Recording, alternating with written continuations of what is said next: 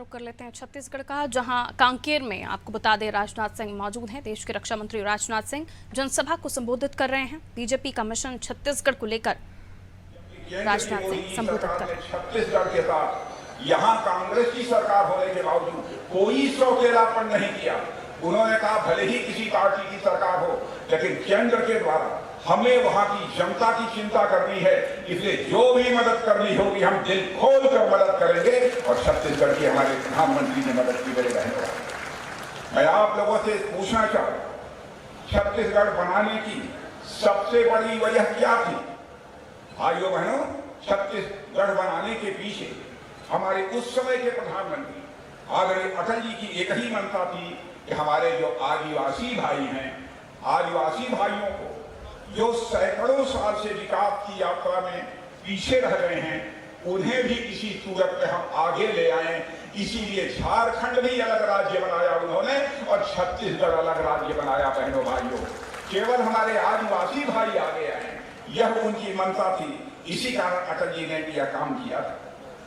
और अटल जी की इसी संवेदनशीलता को ध्यान में रखते हुए आदिवासी समाज की बहुतायत संख्या वाले दो राज्य और छत्तीसगढ़ और झारखंड का गठन किया गया।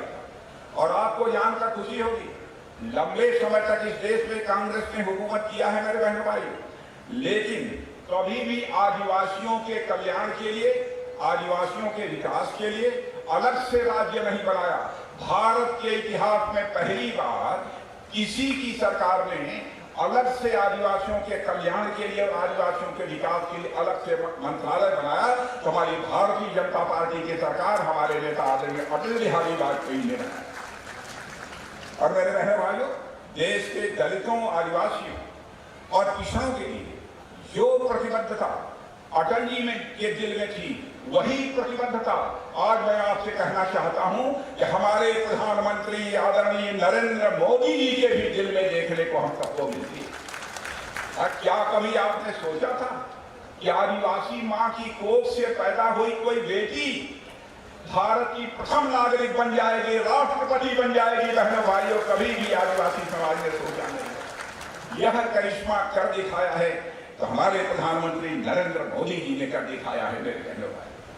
साथियों, आप लोगों को जानकर खुशी होगी कि अकेले आदिवासी समाज के कल्याण के लिए मोदी जी ने, ध्यान से सुन लीजिए, केवल आदिवासी समाज के कल्याण के लिए मोदी जी ने 90,000 करोड़ रुपए का अलग से बजट आवंटित कर दिया है, जो कि आज तक भारत के इतिहास में कभी नहीं हुआ।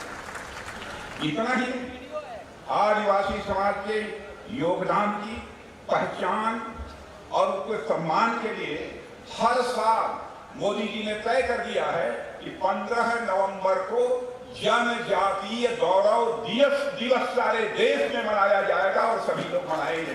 यह हमारे प्रधानमंत्री ने तय किया। और मेरे बहनों भाइयों, आजादी के बाद देश में पहली बार इतने बड़े पैमाने पर देश के आदिवासी समाज की कला, संस्कृति, स्वतंत्रता आंदोलन और राष्ट्र निर्माण में जो उनका योगदान है, उसको याद किया जा रहा है और गर्व के साथ आदिवासी भाइयों को सम्मानित किया जाता है। मेरे बहनों भाइयों, गुलामी के कालखंड में विदेशी शासन के खिलाफ कई संघर्ष हुए और सारा देश जानता है कि हमारे आदिवासी समाज ने अंग्रेजों को इस देश से बाहर करने के लिए बढ़ चढ़ कर हिस्सा लिया था।